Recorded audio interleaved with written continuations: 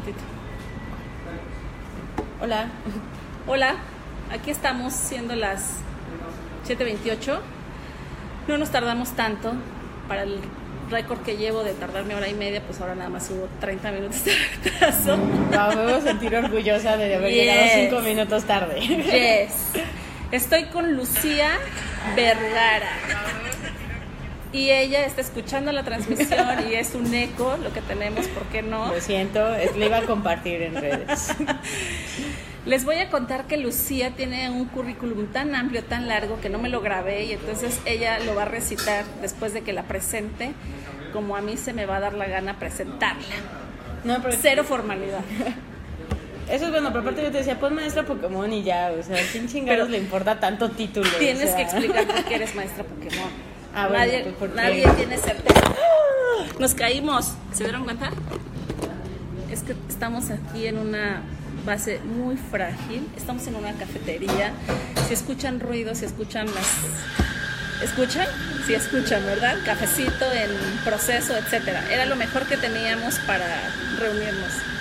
Entonces, yo conocí a Lucía, estamos haciendo cuentas y todo indica que entre 2010, 2011 fuimos compañeras en un diplomado, cursito, betas, taller de Derechos Humanos y Libertad de Expresión, eso sí está claro. Uh-huh.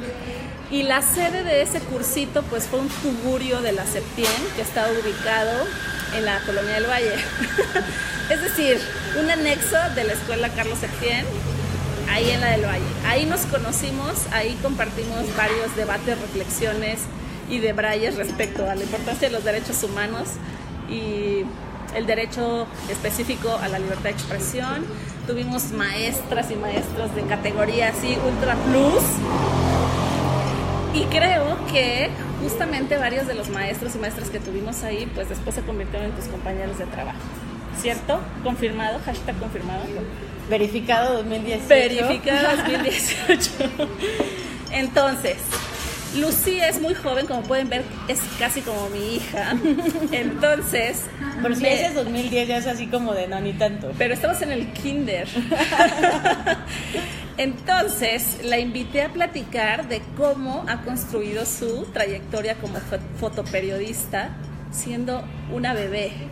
Sobre todo eso, tan joven y andando caminos tan distintos y tan potentes, ¿no? Porque has estado en lugares así bien heavy, ¿no? Haciendo chambas intensas. O sea, ahorita que hablemos de tu chamba en artículo 19, no me podrás negar que era una cosa muy intensa. De por sí el fotoperiodismo es una cosa muy intensa. Y bueno, estoy recordando muchas cosas que son poco agradables, pero que de las cuales hay que hablar, ¿no? En el tema de fotoperiodismo, las campañas que has hecho a favor de los periodistas, etcétera. Hasta ahí mi presentación, los dejo con Lucía a ver ella cómo se presume además, se presume y se presenta, además de ser maestra Pokémon, y que explique por qué, yo no entiendo.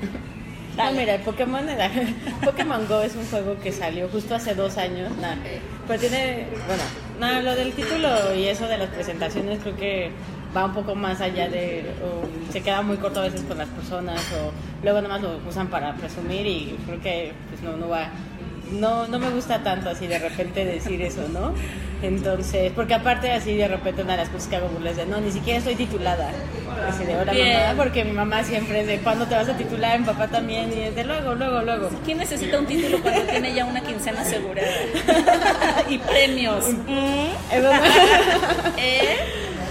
Entonces, pues sí, por eso casi no me gusta mucho lo de que si trabajaste o que si hiciste, pero pues sí, es verdad que casi desde que nos conocemos, desde el 2010, que era lo que estábamos sacando de... Tú habla mientras yo leo esto. Perdón, que lo que estábamos, lo que estábamos sacando, el tiempo que llevábamos de conocernos, cómo nos habíamos conocido, pues sí he tenido la experiencia de estar en radio, estuve en Ibero Radio produciendo Sigma Periodista, estuve en Artículo 19, me tocó la época pues del 2010, 11, 12, justo después del diplomado inicié mi servicio social ahí.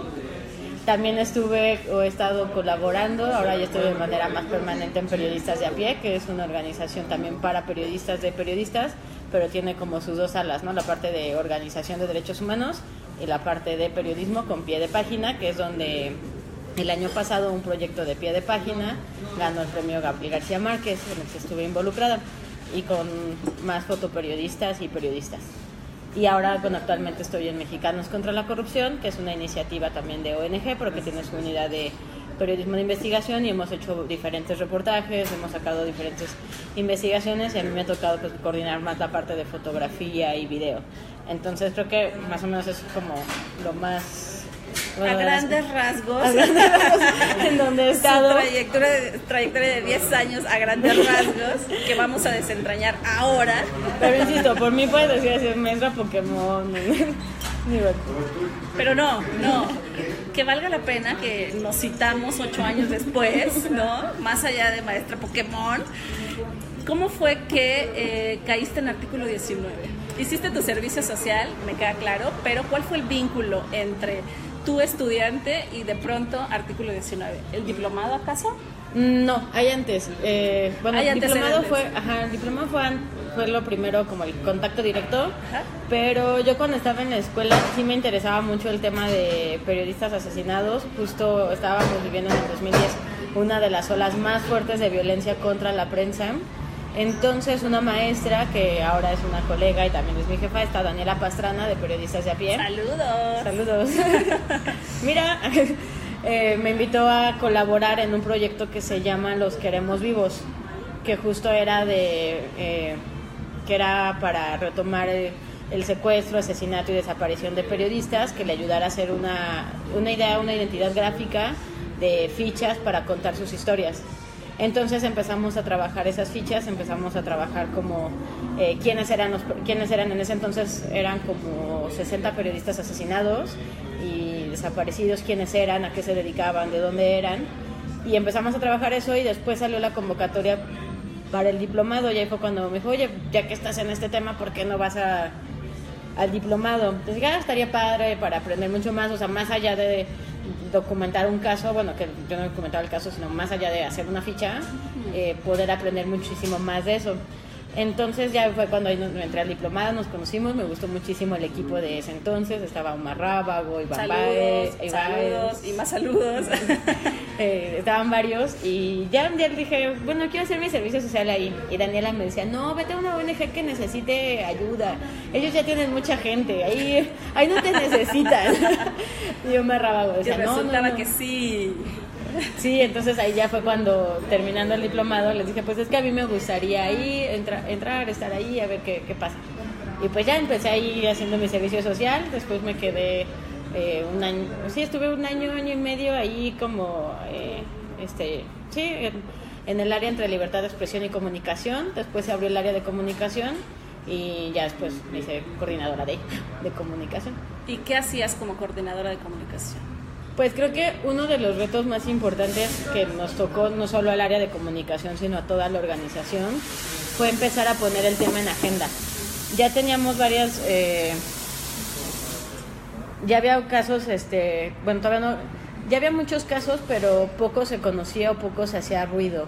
O sea, los casos más emblemáticos que teníamos eran los que fue antes de que yo entrara, lo de los reporteros de Televisa que fueron secuestrados en el norte del país, pero realmente no había como tanta agenda para decir están matando periodistas, porque también era justo cuando estaba todo el ojo del huracán de todo lo de Calderón, y si matan a alguien es porque andaba en malos pasos, porque él se lo buscó.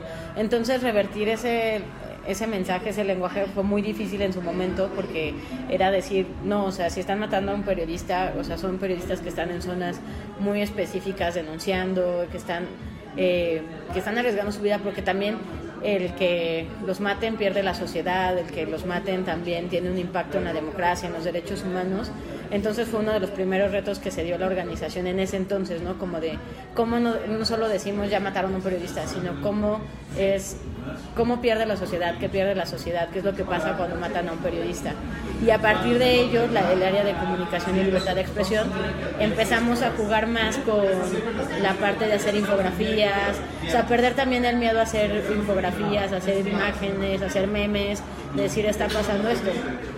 Entonces, bueno, ya después pasó lo de Regina Martínez, el asesinato de Regina, y ahí fue también donde se da de nuevo un boom, ¿no? De que el asunto se estaba calentando mucho, pero que también ni Artículo 19 ni las ONG ni los periodistas teníamos una respuesta clara, y hasta la fecha no la tenemos todavía, de cómo combatir la impunidad, cómo combatir el incremento de agresiones, de asesinatos, o sea, de censura, pero creo que fueron momentos muy claves para que los periodistas tomaran ya como como el problema en sus manos.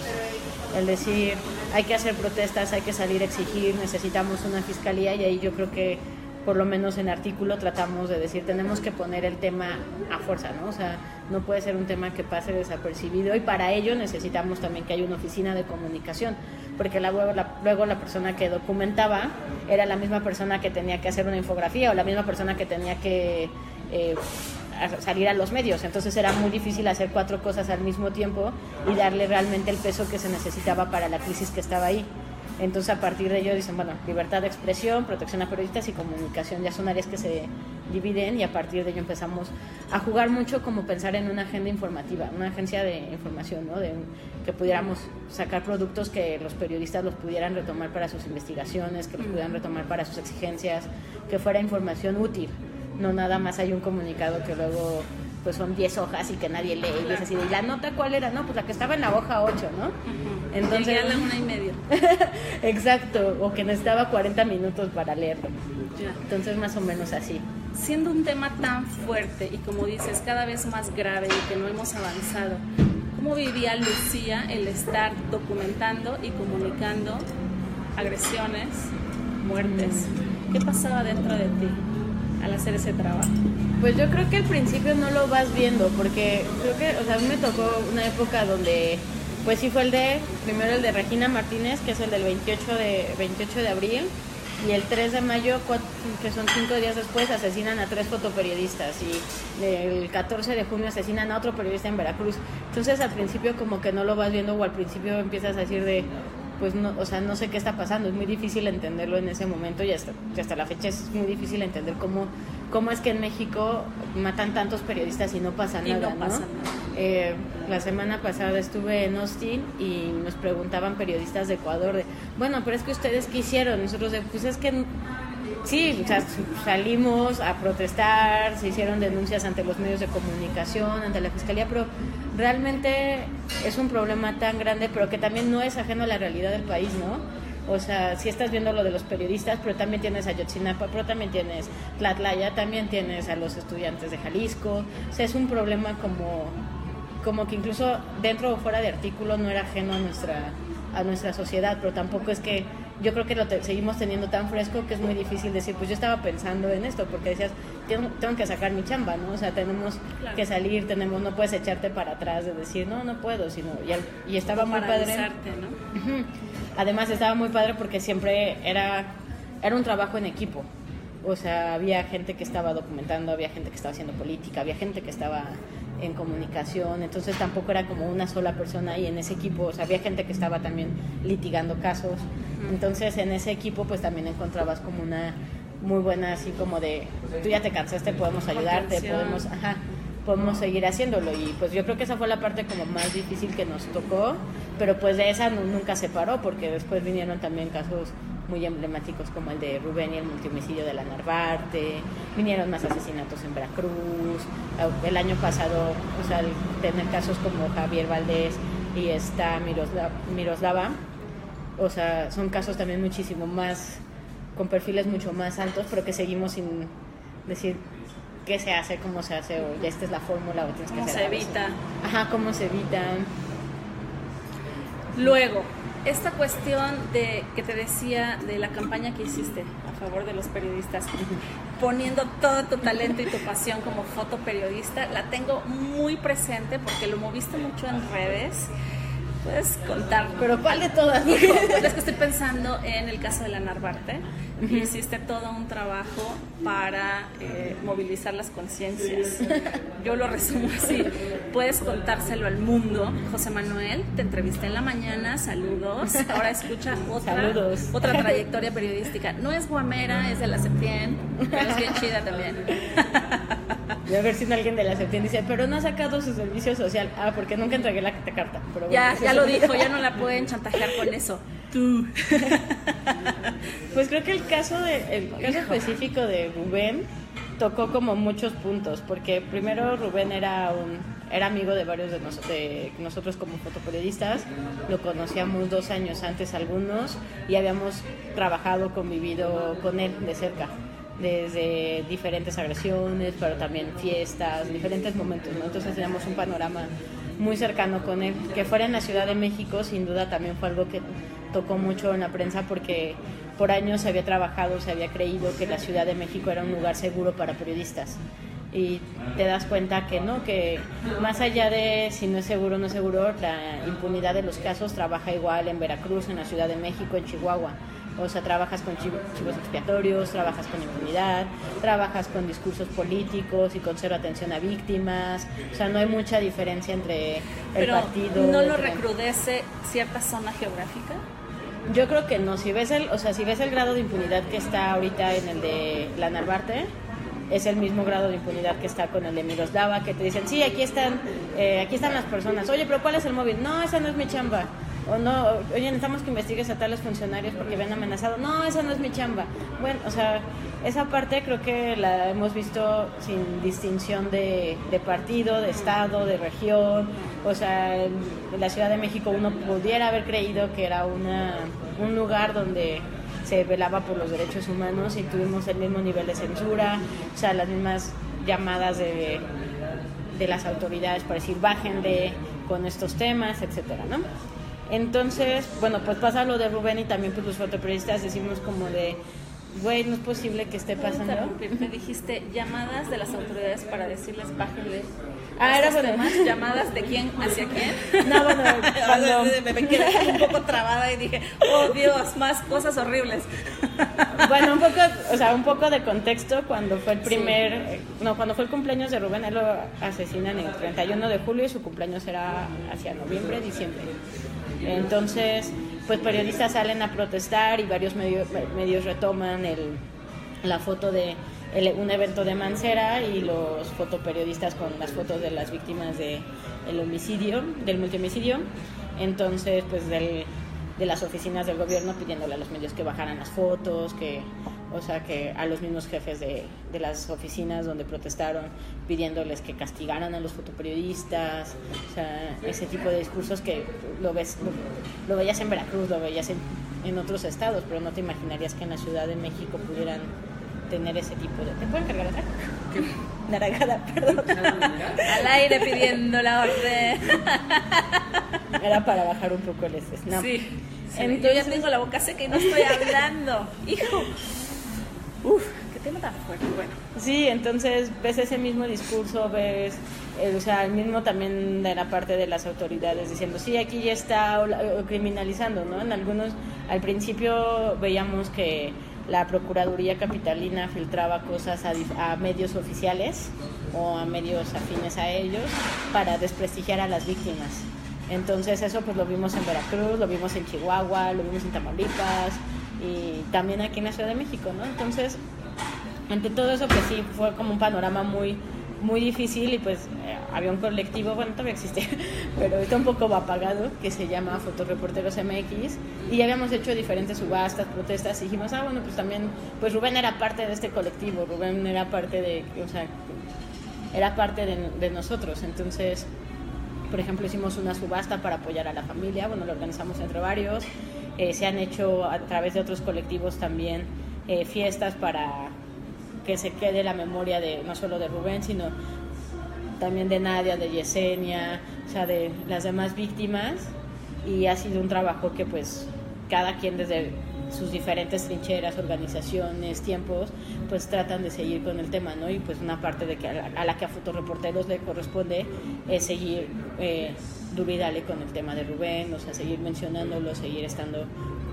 como presente, porque al final pues era también parte de lo que yo me acuerdo que de algunas de las últimas conversaciones que llegamos a tener me decían, no, pues, o sea, mientras le sigamos dando y estando como defendiendo esto, pues sigamos juntos, ¿no? Entonces esa es como una manera de también recordarlo, y han sido muy buenos ejemplos. O sea, las subastas que hemos hecho en favor de fotoperiodistas se han replicado. Cuando fue ahora lo del sismo de 19, se hizo una para Wesley, para otro fotoperiodista, y también se organizaron otros colegas para juntar dinero para él, para su hija, y porque su esposa desgraciadamente falleció y él estaba en el hospital.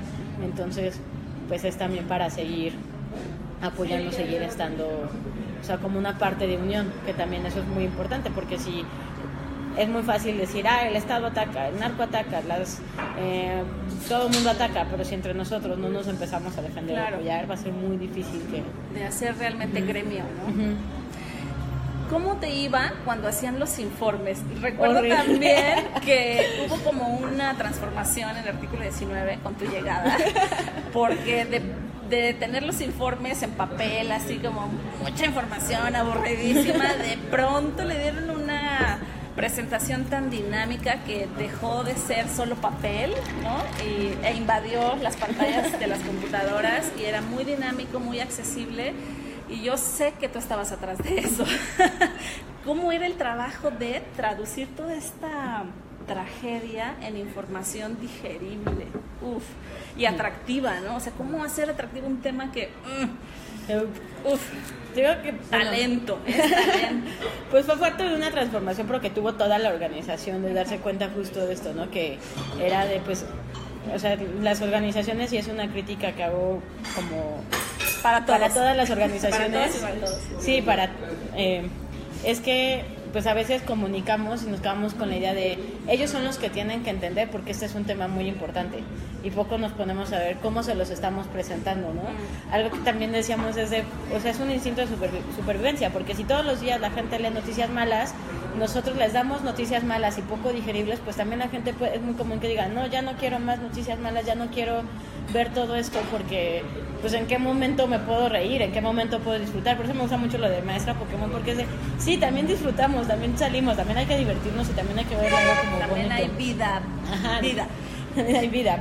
Entonces, los informes, o sea, justo fue una como cambio de dinámica, de entender esto, como de a ver si no empezamos a hacerlo de un lenguaje mucho más amigable, de un lenguaje que digas, oye, después de ver esto yo me quiero suicidar, o sea, claro, pues la gente va a decir, no, yo no lo quiero ver, entonces no me interesa ver este tema. Y también si no les mostramos la importancia de este derecho, va a ser muy fácil que lo rechacen.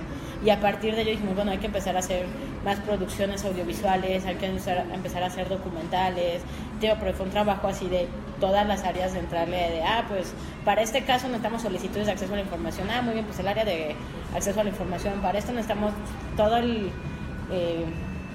las cajas de expedientes que tenían los abogados, ¿no? Entonces, bueno, pues necesitamos esas cajas para revisar y todas las alertas, documentación que tenían las otras áreas, ¿no? Lo de libertad de expresión y protección. Pues todo eso tratar de transformarlo para que fuera muchísimo más digerible, pero que también fuera muy didáctico para la sociedad. Porque yo me acuerdo muchísimo al principio que cuando le decía a mi mamá de, pues voy a llegar tarde porque estamos haciendo una alerta porque mataron a un periodista. Y mi mamá me decía, de seguro andaba en malos pasos ese periodista. Entonces, es necesario este trabajo, confirmado. Pero entonces mi mamá siempre ha sido un muy buen termómetro para eso, ¿no? Porque es cómo piensa la gente que no está pegada a los derechos humanos. Entonces, si no les llegamos a esas personas, pues es muy fácil que el discurso oficial nos trague a todas las organizaciones, ¿no? Porque nosotros podemos decir, sí, pero es que el derecho no sé qué, y el artículo bla, bla, bla, bla, bla, y entonces nunca entiendes cuál es la nota, nunca entiendes cuál es el impacto, y siempre dejamos como organizaciones, pues es deber de la sociedad enterarse y es deber de ellos que les interese el tema. Y yo creo que no. Y hacer algo al respecto. Y hacer algo al respecto, tomar una postura. Y yo creo que no, que es también deber de nosotros como organizaciones, como periodistas, hacer un lenguaje muchísimo más didáctico, muchísimo más humano. A los abogados siempre les digo, güey, háblame en castellano, háblame en humano, o sea, no se puede con... Y entonces ya no saben qué hacer, ¿no? Y entran en crisis. Ahora que mencionas los periodistas dentro de las ONGs, ¿cómo es hacer periodismo ONGero? No sé si estoy expresándome bien y no quiero ser grosera, ¿no? O peyorativa. Porque dices periodista y yo digo, bueno, en un medio de comunicación, ¿no? Pero periodistas dentro de una ONG, ¿cuál es la función ahí? Pues yo creo que rige los mismos principios del periodismo. O sea, la parte de veracidad, la parte de, bueno, no la parte de objetividad, que ese es un pleito que llevan de que si los periodistas son objetivos o no, pero sí la parte de contextualizar, la parte de decir esto es importante por esto. O sea, en esa parte yo creo que el periodista no deja de ser periodista, Lo único es de que puede que tengan una agenda como mucho más hacia la libertad de expresión o contra la corrupción, o una agenda mucho más de derechos reproductivos, pero realmente todo lo que te enseñan en el periodismo, todo lo que vas aprendiendo, o lo que tendría que tener un periodista, lo sigue teniendo dentro de una organización. Lo único que tienes es como, esta es mi agenda, o sea, mi agenda es la libertad de expresión, mi agenda es la anticorrupción. Oye, ¿por qué no sigues no sé, ¿por qué no vas a las conferencias de Peña Nieto? No, pues porque eso no tiene nada que ver con la agenda anticorrupción, ¿no? O sea, no, a menos de que sea un tema que sí pasara por ahí, pero per se no lo tienen.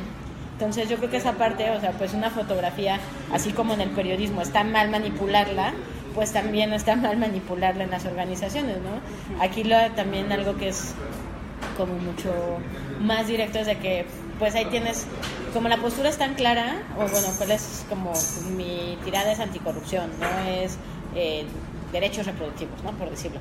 Pues ya la gente puede decidir si quiere o no quiere esos temas, pero ya es como también algo mucho más abierto que a lo mejor en un medio de comunicación, porque yo me acuerdo, por ejemplo, cuando estaba todavía en la escuela, un amigo fotoperiodista me dijo, no, a ti no te veo en un medio de comunicación, o sea, vas a sufrir muchísimo, porque al final es como, no, tienes que hacer esta foto y esta foto se tiene que ver bien, y, o sea, de repente tenemos también todos estos matices en los medios de comunicación, y a veces en las ONGs no está tanto, porque al final dices, esta es la agenda, o sea, mi agenda es esta, y ya no tienes que lidiar tanto con, oye, pues hoy te toca algo de economía y otro después algo de salud.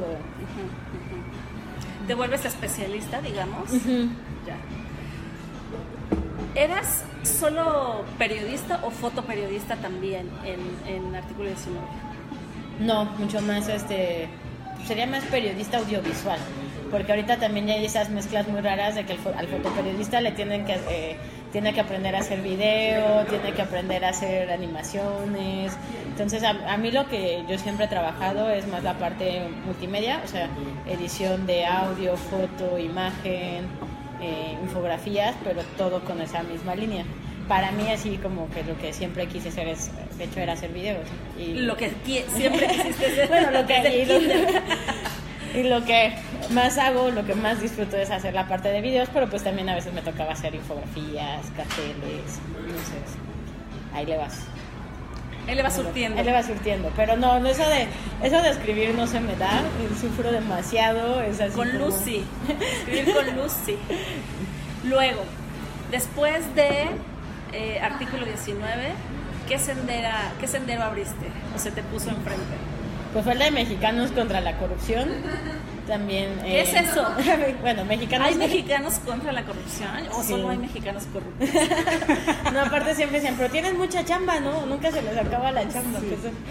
Bueno, es una organización que es relativamente nueva, lleva 2 años y medio trabajando y es un proyecto muy interesante porque es una organización de sociedad civil, pero también tiene sus diferentes áreas y con esas áreas es como atacar el problema desde diferentes aristas, ¿no? Por un lado tienes la parte de investigación aplicada, que es el impacto de la corrupción en la economía, política, social, todo lo del monitoreo de iniciativas, leyes, y también está la parte de litigio, que es ya más, también ven leyes, pero más con el aspecto de esto contradice los convenios sobre corrupción o esto fomenta la corrupción y llevar litigios que podrían ser muy emblemáticos para combatir la corrupción. La parte de periodismo, que es la parte como a veces mucho más visible, es una unidad de periodismo que sigue todas las reglas del periodismo, que sigue toda esta parte de verificación de información, contexto, datos, o sea, es una unidad muy grande y que ha tenido muy buenos resultados. Uno de ellos pues fue con Animal Político, el de la estafa maestra, la investigación de cómo las dependencias contrataban a universidades para desviar más de 7,000 millones de pesos. Poquito. Así casi nada. Y la otra parte pues es comunicación y asuntos internacionales y movilización. Bueno, son otras 3 áreas. Entonces, con esas, o sea, son, como te digo, atacar la corrupción desde diferentes vías, ¿no? A lo mejor en movilización pues es de yo quiero ser un ciudadano contra la corrupción y entonces me voy a afiliar y voy a compartir la información, pero también puedo donar o puedo ser parte de ir a algunas protestas o como más una parte activa. la parte de comunicación, pues nos toca darle toda esta forma, esta cara visible a todo el trabajo de la organización, de las áreas. E incluso en comunicación pues sabemos periodistas también, que nos toca pues también pues, hacerlo de la foto, video, las infografías, la parte de redes sociales, y que también ha sido uno de los retos muy importantes, ¿no? Porque pues sacan, o sea, sale, no sé, a Casa Blanca, sale las empresas fantasmas de Javier Duarte, sale la estafa maestra, entonces ya cualquier otra corrupción y es como, pero no son 7,000 millones, pero no, o sea, no tiene tanta importancia. Ajá, entonces ha sido como también algo muy padre decir, no, a ver, o sea, la corrupción puede ir desde casos muy pequeños en una comunidad como Tijuana, donde discriminan a la gente que consume drogas, hasta un desvío millonario en la estafa maestra, ¿no? Y en todas estas partes de la corrupción, al final la sociedad pierde, ¿no? O sea, por falta de recursos, por falta de recursos, por falta de oportunidades, por falta de un seguimiento, o sea, también incluso la impunidad que hay en este país es en gran parte por toda la corrupción que existe, ¿no? Es como un círculo vicioso. Uh-huh. Dentro de las cosas que me mandaste, como tu semblanza, decía que también fuiste productora de radio y productora de televisión. ¿En qué momento ocurrió eso? Si estabas en Artículo 19 o ahora que estás en Mexicanas contra la Corrupción. ¿Por las noches? No, en radio era esta semana. En radio era en Ibero Radio, pero solo era los lunes de 4 a 5. Entonces, y era justo también con Darío Ramírez, que fue director de Artículo 19, y con Jacinto Rodríguez, otro periodista. Entonces, con ellos me tocaba así los lunes ir, y mucho era de agenda periodismo, libertad de expresión, pero nada más me ocupaba como que parte de los lunes, ¿no? Y eso estaba muy padre, porque también tratamos de hacer mucha voz con los periodistas de diferentes países, de diferentes estados, que ellos pudieran ser los que contaran sus historias de cómo se estaba viviendo y se convirtiera en algo de análisis. Ahí duramos, creo que yo en el programa duré 2 años, pero el programa duró 3 años con ellos. Entonces ahí estuvimos un buen rato. Y el de Rompeviento pues era en las mañanas, los miércoles, entonces casi toda la todo producción, perfectamente bien armonizado. Ajá, era uno y otro. Entonces los martes casi, pues sí, también, o sea, los martes era como la producción, y ya los miércoles en la mañana hacíamos la grabación y hasta en la noche salía. Pero igual buscábamos que fueran los periodistas o los que estuvieran en temas de libertad de expresión, de derechos humanos, que fueran los que dieran voz, porque al final, pues, una de las cosas que me acuerdo muchísimo de Omar Rábago, de Artículo 19. Saludos, Omar, otra vez. Ojalá que nos estés viendo. Era que le decía, pues no les vamos a vender chiles a la costeña, ¿no? O sea, claro. Nosotros podemos hablar de, sí, está muy padre el periodismo, pero el periodismo está jodido en Veracruz, pero pues nada como que un periodista de Veracruz fuera y te platicara, ¿no? Claro. Entonces tratábamos mucho, tanto en estos dos espacios, de dar muchísimo voz a los demás compañeros, pero también pues llevando como esta agenda de derechos humanos, libertad de expresión. ¿Y dónde entra Periodistas de a Pie en toda esta historia? ¿Está intercalada también? Sí, no, esa fue como ha sido una relación así de ayudar al principio en proyectos de vez en cuando. Entonces, pues antes de entrar a Artículo 19 estaba ayudando en Periodistas de a Pie con este proyecto de Los Queremos Vivos. Después me alejé un poco, después regresaba, después me alejaba. Cortaban y volvían. Bueno, nunca era que nos enojáramos, sino era como que ahorita tenemos mucha chamba, era como pausa, chamba, tal. O sea, hay momentos en los que sí hay como chance de hacer otros proyectos, y hay otros momentos en que no. ¿Qué es Periodistas de a Pie? Creo que estoy dando por hecho que todo el mundo sabe qué es Periodistas de a Pie, y que a lo mejor no. Periodistas de a Pie es una organización de periodistas, ¿no? Que fue fundada por Daniela Pastrana, Marcela Turati, Elia Baltasar, para que no se me olvide alguien y que me maten.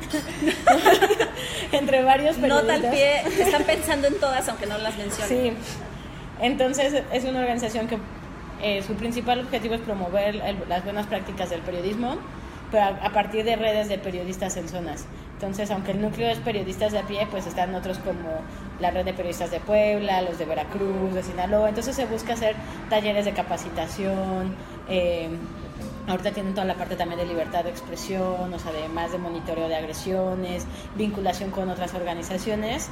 Y bueno, la organización lleva ya 11 años, me parece, pero desde hace 3 años ya hay un medio incluso que se llama Pie de Página, que es una salida o una apuesta para que todo lo que en los otros medios luego no quieren publicar, o que no hay tiempo de publicar, o que no hay espacio, pueda ser publicado y pueda ser trabajado. Entonces el medio ha surgido como este respiro para muchos, en el que dicen, a ver, yo traigo este tema, pero pues ya lo propuse a tales medios y no lo quisieron, pero yo sí lo quiero hacer, entonces va ahí a periodistas de a pie. No se queda en el cajón. Sí, y de hecho ha sido muy bonito porque, por ejemplo, un proyecto que ha sido de los más conocidos se llama Buscadores, en un país de desaparecidos. Este lo propone una fotoperiodista que se llama Consuelo Pagasa, lo propone en diferentes medios de comunicación y todo. Le dice, no hay tiempo, no hay dinero. ¿Es pariente tuya? Ay, sí, es mi hermana. Gracias. Yo también Saludos, te quiero. hermana de ella. Hermana de ella. Entonces ella lo propone y le dicen, no, pues no, o sea, no hay dinero, no hay tiempo, porque es un proyecto que también duró 8 meses, ¿no? La producción, postproducción, la difusión. Entonces, no hay dinero, no hay tiempo, no, es mucho desgasto, es mucho logística. Y al final le dicen que no, y va periodistas de a pie y dice, oigan, yo quiero hacer este proyecto, hay que buscar cómo lo financiamos, hay que buscar así como, si no tenemos dinero para que vaya un equipo a Veracruz, pues buscar a los de Veracruz, y si no hay dinero para ir a Sinaloa, buscar a los de Sinaloa. Entonces empieza a armar una red de estos periodistas y empezamos a documentar los casos de desaparecidos en México. O sea, los diferentes casos en Veracruz, Tamaulipas, Sinaloa, Guerrero, que hay muchísimos. Entonces empiezan a contar estas historias y ya después se mete a concurso, se publica, se mete a concurso y es el que gana el premio Gabriel García Márquez. Entonces algo también de lo que, por ejemplo, decía el jurado era, por un lado, como esta apuesta de hacer investigaciones donde, o sea, investigaciones de largo aliento, que no fuera nada más algo de una semana, pero también la parte o la importancia de la vinculación con otros periodistas. Y esto se logra gracias a pues todo el trabajo que ha hecho la red por años. O sea, la red por años ha trabajado con periodistas en capacitación. Para periodistas. Ajá, para periodistas, que también eso es algo muy padre, porque es de periodistas para periodistas, y que son los mismos periodistas los que dicen, a ver, no tenemos lugares para capacitarnos, no tenemos lugares para reflexionar lo que está pasando, no tenemos lugares donde, o sea, como para respirar de todo lo que es la chamba, el estrés, las condiciones laborales, etcétera. Entonces se hace este proyecto y es de las cosas que más reconoce el jurado, ¿no? La parte de la vinculación entre diferentes periodistas. La red. Entonces éramos así como durante el festival, pues los proyectos eran, no sé, por ejemplo, estábamos entre los finalistas y había uno de los finalistas, un proyecto finalista era de una persona y pues nosotros éramos 20, entonces era así de, pues sí, por paleros ganaron, ¿no? O sea, de cómo se veía de... O montoneros. Por montoneros ganaron, porque pues eran demasiados, ¿no? Entonces esa parte pues ha traído muy buenos resultados de buscar estos proyectos, pero así como está Buscadores, hay otros proyectos en los que se ha hecho bajo esa misma lógica, ¿no? De no tengo el medio para publicarlo, no tenemos la infraestructura, hay que ver cómo le damos salida. ¿Cómo es ser mujer y trabajar en ONGs donde la mayoría son hombres? En periodistas de a pie creo que hay más mujeres, ¿no? Creo que hay un hombre. Ahí es al revés, ¿no? No hay más hombres. Le vamos a preguntar a él cómo es trabajar con tantas mujeres. Pero en las ONGs donde has estado, donde estás ahora, ¿cómo es trabajar rodeada donde la mayoría son hombres? ¿Cuáles son los retos y las aventuras que has tenido que sortear? Pues fíjate, afortunadamente tanto en Artículo 19 como acá en Mexicanos he tenido la oportunidad y la suerte comparado con otras personas de que todos mis compañeros han sido muy respetuosos conmigo y con los demás colegas, son muy de escuchar. Yo la verdad es que no he tenido como de, pero es que por ser mujer no me hacen caso. A lo mejor decían así como de, por tener 20 años, pero no por ser mujer. Por ser bebé. Así de... No, entonces en esa parte he tenido muy buena suerte, he tenido fortuna de trabajar con gente que también es yo sé que a lo mejor no en todas las organizaciones, pero en estas dos que he estado me ha tocado, y en Periodistas de a pie, la fortuna de que son gente muy sensible a los temas de derechos humanos, a los temas de igualdad, a los temas de equidad. Entonces en esa parte ha sido como muy aceptable. A mí me ha tocado algo muy bueno. Sé que no todas las mujeres que incluso trabajan esos temas y en otros lugares no tienen esta fortuna, no tienen esta parte, pero la verdad ha sido muy padre porque ha sido trabajo de pues hombro con hombro, de tú eres buena para esto y respeto, tú eres bueno para esto y vamos formando. Pues sí que es un espacio afortunado en el que te mueves, porque hace una semana platicaba con una compañera del proyecto de Voces de Mujeres que se dedica también a la promoción y defensa del derecho a la libertad de expresión, y hablaba de el trabajo que hizo en Voces de Mujeres tiene que ver con las mujeres periodistas jóvenes y cómo son discriminadas y violentadas por ser jóvenes, o sea, sí por ser mujeres, pero aparte por ser jóvenes, porque no creen que con esa juventud tengan la seriedad, el conocimiento y el profesionalismo para cubrir, y sobre todo si están cubriendo temas de política, ¿no? Pues no las toman en serio, las discriminan, las hacen a un lado, las violentan. Realmente eres afortunada, primero porque pues no estás en la trinchera de los políticos, ¿no? Estás en una ONG y generalmente quien trabaja en una ONG pues se mueve en el terreno de los derechos humanos, ¿no? Que en todos lados se cuecen habas, ¿verdad? No es garantía de que estás completamente segura por estar en un espacio que trabaja los derechos humanos, pero digamos que hay más chance de sentirse respetada, en teoría. Y también en Artículo 19 nos tocó documentar, o hasta la fecha entre amigas, es muy común sí que te digan, o sea, de, pues a mí me pasó esto, ¿no? De, a mí no me dejaron ir a tal cobertura porque soy mujer, o a mí no me dejaron hacer tal cobertura que porque tenía que ir vestida de falda, o porque, o sea, sí es muy común estar escuchando todo eso. Pero pues yo no he tenido como que esa parte que me pase, entonces sería como también de, sí, pues en tal agencia o en tal medio me contaron que, y sería así como de... Claro, sí, no es tu experiencia. Sí, entonces también, pues, sé que se da mucho en el fotoperiodismo, también es como muy, o sea, es muy común que, o sea, sigue de, pues te entres bueno, no a trancazos, pero sí a empujones con compañeros y de, tú no, y tal.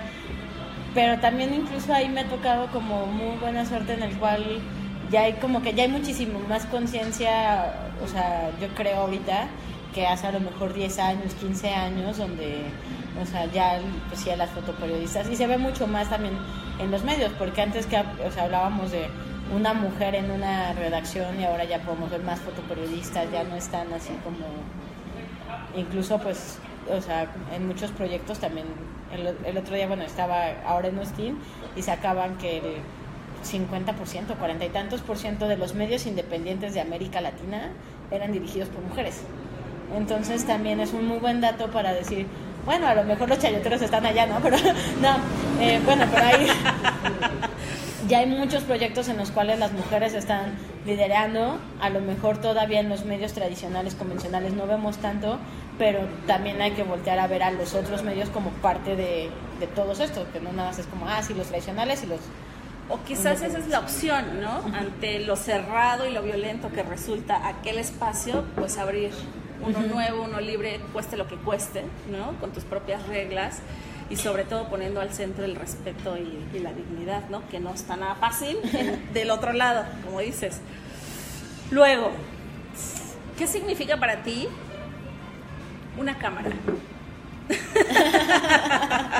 Bueno, para mí una... Te voy a hacer, perdón que te interrumpa y no te deje contestar todavía. Es que recuerdo perfectamente tus publicaciones en Facebook cuando decías, ahora renové mi equipo y adquirí X, ¿no? No me la sé, ¿no? ¿Para qué invento ahora? Pero más allá como de la presunción del poder adquisitivo que venías manejando, es como esta relación con tu instrumento de trabajo y que en busca de ser más profesional y de gozar muchísimo más y poner al servicio tu talento, pues buscas también tener una herramienta mucho más poderosa, ¿no? Vuelvo a preguntar, ¿qué significa para ti la cámara? Voy a hacer un paréntesis porque mi mamá me escribió y me puso, mándame saludos. Entonces dale, saludos. No te vayan a castigar esta noche por no hacer caso. Sí, de no me mandaste saludos. Saludos a la mamá de ella. Pues yo creo que es una extensión de ti, se vuelve parte de ti, o sea, no solo la cámara, sí, o sea, no solo la cámara, sino el trabajo con el equipo con el que trabajas, se vuelve la manera en la que tú te expresas. Entonces se vuelve, o sea, me gusta mucho esta parte de cómo definen a los aparatos, o sea cual sea el aparato, desde a lo mejor un celular o una bicicleta, pues es una extensión de tu cuerpo. Entonces, o sea, pues obviamente, por ejemplo, la bicicleta, pues suple la necesidad de que te muevas y a través de una forma mucho más rápida, mucho más eficiente, entonces pero es una extensión de tus piernas, ¿no? Entonces la cámara es así, o sea, una extensión para mí no solo de mi ojo, sino también pues de mi cerebro, de mi boca, porque al final es lo que yo quiero expresar. Y yo agregaría de tu corazón. Total. Entonces, pues es, o sea, lo que quieres expresar, cómo lo quieres expresar.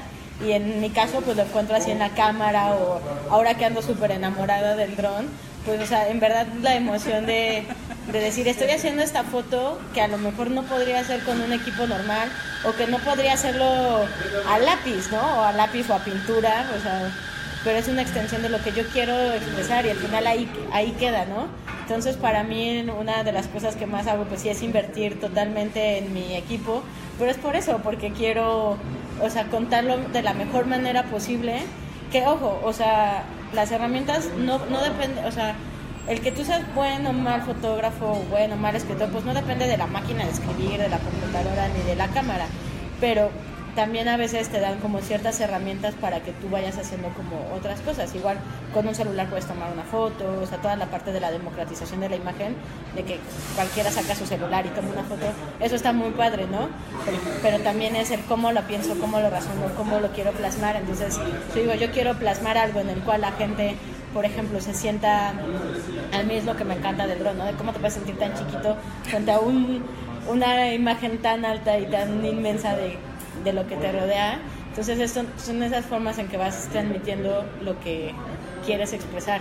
Entonces para mí es, o sea, luego me dicen en la oficina de, bueno, podemos comprarte una cámara y tal. Digo, es que esta es la mía y es con la que trabajo y es, o sea, y es la mi quiero. extensión, es mi extensión, ¿no? Entonces se vuelve parte de ti, se vuelve parte, o en mi caso se vuelve una parte muy, o sea, una extensión de lo que yo soy. Ya. Y si te cambiaran de herramienta con la que has generado ya un vínculo emocional, ¿tu trabajo sería distinto? No, te vas acostumbrando, nada más. Sí, o sea, vas en 2 semanas de depresión y luego ya dices, bueno, hay que continuar.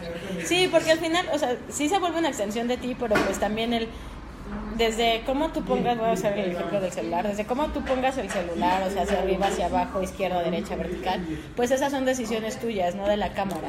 A lo mejor una cámara puede ser mejor que la otra, pero la intención completamente es tuya y toda esa racionalizar todo eso, pensar y reconstruirlo en, yo quiero plasmar esto, pues eso es totalmente tuyo. Muchas veces sí es como de, pues, estás bloqueado como con cualquier otra persona, pero como ante la página en blanco, ¿no? Ajá. Y ahora que sé escribir, ¿no? Me sé el alfabeto, tengo mi máquina de manejo el escribir. teclado, pero ¿qué? Ahora, ¿qué significa para ti el fotoperiodismo? ¿Cuál es el aporte particularísimo del fotoperiodismo en contraste con el periodismo a secas, digamos, o la comunicación? Pues, bueno, la tesis que nunca he terminado. Que algún día, mamá. Con copia para la Septién. Va mucho enfocado en eso, ¿no? Por un lado, antes cuando surge la fotografía y le incluyen o se vuelve parte del periodismo, el que hacía fotografías o el fotoperiodista pues era una persona que cargaba la cámara y las cámaras eran muy pesadas, entonces tenía que ser una persona muy fuerte. ¿Y cuál era su virtud? Ser una persona fuerte, ¿no? Entonces veían como la fotografía como un acompañante del texto, de la crónica, pero como dos cosas distintas. Ha sido un proceso muy largo de casi un siglo, pues, o sea, la fotografía tiene desde 1900 en los medios de comunicación hasta 2018, en el cual decir la fotografía, el fotoperiodismo, es un género aparte del periodismo, ¿no? Así como está la crónica, el reportaje, la entrevista, también debe estar el fotoperiodismo. O sea, porque es un lenguaje completamente independiente a lo que puede decir el texto. Y tienen que ser complementarios. O sea, la fotografía no es un acompañante, también te tiene que contar una historia, también te tiene que dar contexto, también tiene que ser parte del cambio. O sea, también tiene una función. O sea, porque puede haber gente que no sepa leer, pero puede ver una fotografía y medianamente entender cuál es el problema, cuál es el contexto, o que también te genere sentimientos. Pero la fotografía no puede ir dependiendo del texto ni el texto de la fotografía, ¿no? Entonces creo que en ese sentido el fotoperiodismo tiene un papel muy importante porque además de que es un género aparte y que puede ser como muchísimo más comunicativo, en estos momentos pues casi todo lo que consumimos de información es a través de la imagen. Pues es muy difícil, estaba hoy escuchando justo en W Radio que decían, ahorita estamos acostumbrados a leer internamente, cuando leemos algún libro, cuando leemos algún texto, pero antes era algo oral, ¿no? Entonces también... Voz alta. Ajá, era en voz alta y era como con la comunidad. Entonces ahora, por ejemplo, pues la fotografía tiene también mucho esta función de ser algo que todos podemos ver, que, o sea, sí necesitas un cierto contexto para entenderlo, pero que también se vuelve una herramienta de que, bueno, como una herramienta para transmitir cosas, pero en un contexto donde también tenemos sobreinformación de imágenes. Entonces ahí es donde también toma muchísimo papel o muchísima importancia el fotoperiodismo, porque si nosotros nada más tenemos imágenes, no estamos informando, al contrario, estamos saturando. Y si el fotoperiodismo dice, no, a ver, nosotros lo que hacemos es informar en esta imagen y con estas características, es muy probable que la gente también se quede con esas imágenes. O sea, de repente podemos pues, recordar, no sé, del 9 de septiembre, o sea, bueno, del atentado de las Torres Gemelas, o sea, ¿qué cosas recordamos? O sea, recordamos las imágenes. Hay de muchísimos eventos que lo que tenemos más presente son las imágenes, no, perdón, con todo respeto, no las crónicas de Johnny Anderson, ¿no? O sea, entonces, en esa parte es donde el fotoperiodismo cumple un papel muy importante de ser los ojos de otras personas.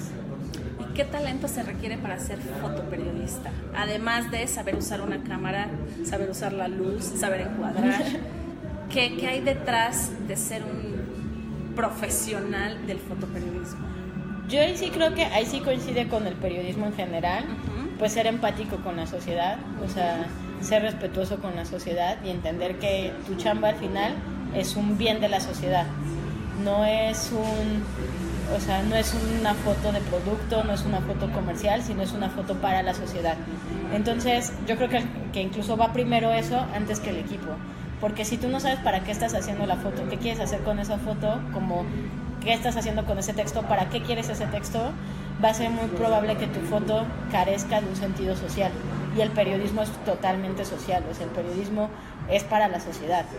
Entonces, incluso estando en ONGs tienes que tener... Regresamos al punto donde te decía, ¿no? No es que yo como organización les dé la información y a ver si ellos la quieren, no. Es que ellos, yo se las tengo que dar porque es para ellos. No es para mí, no es para mi grupo de amigos, no es para mi Facebook, igual y sí, pero o igual dices, pero ese es mi público, ¿no? O sea, yo lo estoy haciendo porque quiero que los demás se enteren. Entonces, yo creo que primero va esa parte social, va esa parte de entender por qué lo estás haciendo, para quién lo estás haciendo, e incluso decir, lo estoy haciendo para la gente, no lo estoy haciendo para mí, o sea, como un bien social. Y ya después viene todo, que si con el celular, que si con una cámara profesional, que si con un dron, o sea, que si la luz y... Vuelvo al planteamiento inicial de siendo tan pequeña en edad. ¿Cuál es como el balance que haces al ver todo tu recorrido y al escucharte ahorita, al contarme toda tu trayectoria? ¿Cuál es el balance que haces de ti misma sobre la ruta que has trazado, los espacios en los que has nadado y cómo has podido ejercer lo que sabes y los talentos que tienes, además de lo que sabes? Yo creo que el balance más, bueno, desde, no sé en qué edad, pero leí El Principito en algún momento de mi vida. Y es el libro que más me ha marcado en la vida, sí, el que más me gusta en la parte de, por un lado, el ser libre, el decir, eso es lo que quiero. Creo que parte de lo que siempre criticas de niño, o sea, de los adultos, es de siempre tienes que quedar bien con los demás, ¿no? Entonces, algo que me ha gustado en los diferentes lugares en los que he estado es que he tenido sí la libertad de hacer lo que he querido, la libertad de proponer, la libertad de crecer, la libertad también de que me enseñen, y que eso es algo que valoro muchísimo yo en cualquier chamba en la que esté, ¿no? O sea, como el aprender, el proponer, el crecer, el que te sientas libre, o sea, creo que eso es lo que vale realmente una chamba, y también lo que vale a veces así el estar a las 3 de la mañana trabajando algo porque dices, bueno, va a quedar muy chido, me voy a sentir muy orgullosa de cuando salga, ¿no? Entonces, en esa parte yo creo que en todos los trabajos que he estado, la primera condición es sentirme orgullosa de estar en ese lugar, traer la camiseta superpuesta, pero también tener como esta libertad de decir, yo quiero proponer esto y yo también la puedo regar en esto, pero también podemos hacer, ¿no? Porque yo no me imagino, la verdad, estando en un medio donde sea de, no, tienes que entregar una foto así y esta es tu chamba. Línea 100%. Línea y también la parte como muy, como lo, haciendo referencia a otro libro, a Momo, o sea, como muy de hombres grises, ¿no? O sea, como de, nada más, o sea, mi chamba es nada más ahorrar tiempo, pero ¿para qué quieres ahorrar tiempo? No, pues no sé, o sea, toda esta parte de, pues, o sea, y es como esta visión que teníamos mucho de los adultos cuando éramos niños, ¿no? De, es que siempre están ocupados, es que siempre andan deprisa, es que siempre, y afortunadamente, y afortunadamente tanto en todas las, sí, en las chambas que he tenido, a veces más, a veces menos, a veces te diviertes, a veces sufres, o sea, con Rubén, con lo de Regina, claro que sufrimos, lloramos, pero también tenemos este desahogo para decir, bueno, somos humanos, ¿no? Y no somos un número más de la nómina, sino somos una persona que puede aportar al trabajo, que puede crecer o que puede proponer, y eso creo que desgraciadamente muchos de repente lo perdemos porque, bueno, por aquí me pagan mejor, no, por aquí tal, no empiezas a poner como ciertas cosas, pero dices, bueno, en mi caso he tenido hasta ahorita esa oportunidad y eso es lo que me ha permitido hacer muchas cosas, porque pues si estuviera como en un lugar así de, no puedes hacer esto, cuadradísimo, sí, sería muy difícil disfrutarlo y claro, terminas deprimidísimo con todo lo que estás viviendo, ¿no? Pues yo quiero decirte públicamente que justo una de las cosas, si no es que la principal que admiro de ti, además de tu edad y tu larga trayectoria a corta edad, no estoy traumada con la edad, pero es impresionante, es tu capacidad de trabajar temas desgarradores, durísimos, de gran trascendencia y no perder el sentido del humor. Y eso se ve en Facebook, ya me imagino cómo se ve en vivo también, ¿no? Y quizás se debe a tu personalidad, quizás se debe a que eres joven y no te has dejado amargar por la vida y los guamazos de la vida y los temas duros de la vida, pero justo eso que estás haciendo desde ese lugar le aporta una dosis de vida a los temas de muerte que manejas, ¿no? No solo manejas temas de muerte, pero sí te has movido en espacios donde el tema es crudicísimo, violencia y lágrimas, ¿no? Lágrimas de indignación, de rabia, de frustración.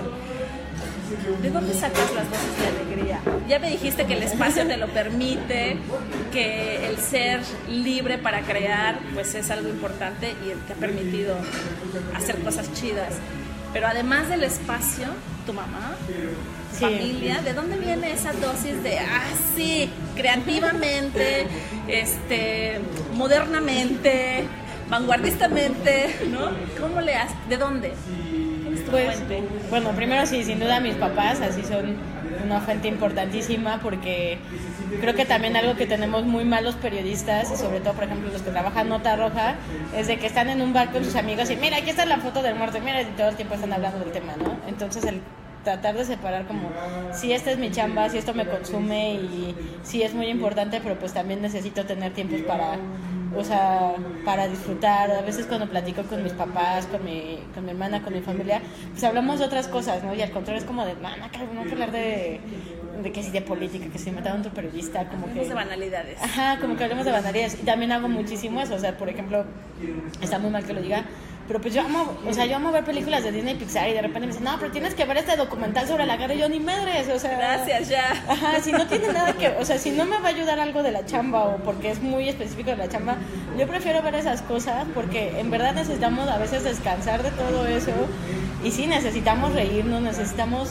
o sea, disfrutar porque si no, efectivamente nos va consumiendo mucho. Y también he tenido personas que me sacan mucho, o sea, como a flote, que es de, no, vamos a disfrutar esta película, vamos a hacer esta pendejada, vamos a hacer como hay que, sí, divertirnos. Hagamos pendejadas hoy. Sí, hagamos pendejadas, ve a cazar Pokémon, o sea, eso en verdad es un descanso muy fuerte, o sea, porque sí, si todo el tiempo estás pensando en ya mataron a un periodista y ya otro desvío más de Duarte y Peña Nieto ya dijo otra pendejada, pues ya, o sea, toda tu vida se mueve en todo eso, ¿no? Y también, bueno, mi vida que siempre presumo, ¿no? Lo de mis perros, o sea, pues también, o sea, es algo que a mí emocionalmente me ayuda muy cabrón, porque puedes estar muy triste, puedes estar así de, güey, el país está a punto de colapsarse, pero ves un perrito que te está moviendo la cola y diciendo, güey, ya llegaste, entonces es que también esa parte importa, ¿no? Ajá. Y de repente sí nos toca mucho lo que nos puedes hacer, es que tú solo te la pasas luego jugando, y es, pues sí, necesitamos darnos también ese tiempo, porque también creo que nos hemos consumido por ese, perdón, pero por si ese estereotipo del periodista afligido y el periodista que permanentemente angustiado. Ajá, y entonces si no está pensando en esto, el país se va a ir al carajo. Y dice, no, igual se está yendo al carajo. Claro, piensas o no, te angustias o no. Ajá, o sea, desde tu trinchera puedes hacer cosas y lo puedes mejorar y todo, pero también quitarnos esa como idea de el mártir perpetuo, ¿no? El periodista y pensando en estos temas, sino, pues sí, encontrar el gusto a lo que haces y también encontrar el gusto por las otras cosas, ¿no? Un amigo en algún momento, un día yo estaba muy enojada por algo y me pregunta así como de, güey, pregúntale a los que están aquí en esta plaza comercial, ¿cuántos conocen tal investigación? O sea, y te apuesto que de los 1000 que están aquí, 5 lo conocen. Tendrás que estar preocupado por eso, no por, o sea, de llegarle a la gente, no estar solucionando los problemas del mundo, sino que la gente te lea, o que la gente, bueno, no a ti, sino que la gente se informe. Entonces en esa parte es como que es que es cierto, de repente nos clavamos tanto en cosas como objetivos ambiciosísimos. Y la gente ni enterada de las investigaciones o la gente ni enterada de los problemas. Entonces creo que ahí sí me ayuda muchísimo a hacer esto, tengo que ver cosas, o sea, me chuté completamente después Housewife y digo, ni madre de que me voy a poner a ver un documental, o sea, necesito descansar, ¿no? Y así ha sido más o menos. Digo, a veces funciona, a veces no, a veces claro. Es como de, no, tengo que trabajar mucho porque también tienes que cumplir, pero en general también disfrutar la vida, yo creo. ¿Ya escucharon? Disfrutar la vida. O sea, puedes ser profesional, puedes ser serio en tu trabajo sin estar jetón y amargado, ¿no? Puedes hacer un trabajo serio y ser la más risueña del planeta y entregarle dosis de alegría al mundo. Yo insisto en que el mundo necesita dosis de alegría y el hecho de darle dosis de alegría no significa que no tomes en serio lo que haces o que no seas profesional o que te vuelvas un barco en el análisis de la realidad, ¿no? Yo creo que te vuelve más humano, ¿no? Y eso es lo que necesitamos ser, ¿no? O sea, muchísimo más humanos y estar, porque de repente vemos así como, yo soy periodista y soy superior a la sociedad, y es de, no, yo soy parte de la sociedad y yo soy humano y compartimos los mismos problemas y por ello no me pueden ser ajenos. Claro. Pues ya quedó. Les recomiendo que la vuelvan a ver y que escuchen detenidamente todas las aportaciones de esta jovencísima y profesional mujer, y lo seguiré diciendo, jovencísima mujer con una trayectoria maravillosa. Gracias por haber aceptado esta conversación que no teníamos ni idea de cómo iba a ser y para qué. Sí, yo tampoco, así. Pero vamos. Sí, vamos. ¿Para qué? No sé, pero vamos, órale. Y pues nos encontramos después de 8 años y fue maravilloso que me dieras el sí, aunque no nos hayamos visto en 8 años, y que le hayas dado like a mis publicaciones recientes. Te admiro mucho y aplaudo mucho esta capacidad de ser profesional, de tomar con seriedad tu trabajo sin ser amargada. Que es mucho decir en estos tiempos, de verdad. Mira, más felicitaciones. Me uno. Yo también te amo. Pues gracias. Les informamos que este video, además de estar disponible en Facebook, también va a estar disponible en YouTube. Lo vamos a descargar, lo vamos a mover por cielo, mar y tierra para que las mujeres se inspiren, sobre todo las mujeres y las mujeres que están interesadas en la comunicación, en el periodismo, en las ONGs, en aportar al mundo desde la alegría. Una sonrisa para cerrar, por favor. Díganme si no estoy en lo cierto de que ella aporta alegría al mundo. aun cuando trabaja temas que son... Gracias. Bueno, muchas gracias por la invitación. Disfruté muchísimo la charla. Saludos a todas las maestras y maestros que han contribuido a que esta mujer sea más talentosa de aquello con lo que nació. ¿Quién es él? Un amigo. Saludos, Gustavo, por tu au. Bueno, gracias y por favor muevan esta entrevista para que conozcan a su amiga, por cielo, mar y tierra. ¡Chao!